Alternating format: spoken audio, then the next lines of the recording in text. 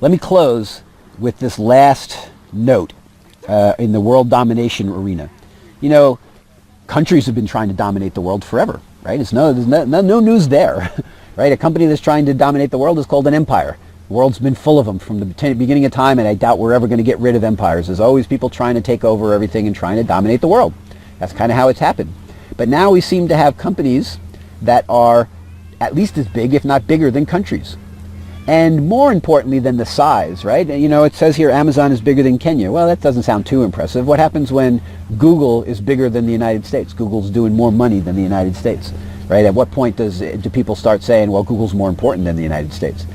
I would not be surprised if that day comes within your lifetime, that somebody says this company is way more important than the most important country in the world. So what do we do about that?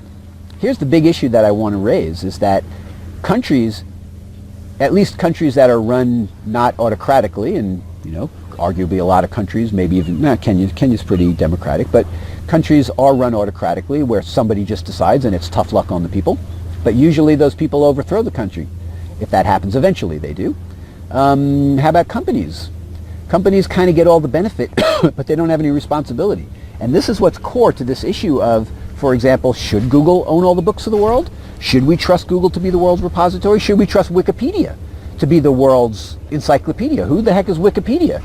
You know, who would do that in the past? Should we trust Facebook to be the identity of all human beings, to like be the repository of our identity? Who's Facebook? You know, well, who do you got? Who are you going to put up against Facebook? A country, right?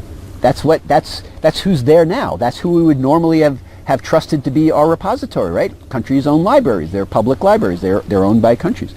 Countries owned identity, right? Countries owns the significant information of the country. It was a property of the country, just like the natural resources of the country. Well, now these things are properties of corporations. What are we going to do about that? Is that okay? Is that not okay? Are they better than countries? Are they worse than countries? One thing that's very clear to me about companies owning information versus countries owning information is that countries don't span the world and companies do. Facebook is the world's repository for information. We got this thing called the United Nations, which, you know, maybe someday the United Nations will be the guys that do that. Oh, here comes a train. Let me see if I can finish this before this train comes and blocks me out. So we used to say that countries did that, and then we invented this thing called the United Nations, which is actually kind of anemic for doing anything that really matters across countries. But here we have these companies, nobody asked them to do it, they're making a ton of money to do it, and what are they doing? They're pioneering the new things that the new electronic world is about. Identity, information, access to information, the world's repository of books. It's all happening in countries and companies. And so I ask you to try and figure out, what should a company do to be responsible for having to have the responsibility for the abilities that we've given them. All right, bye.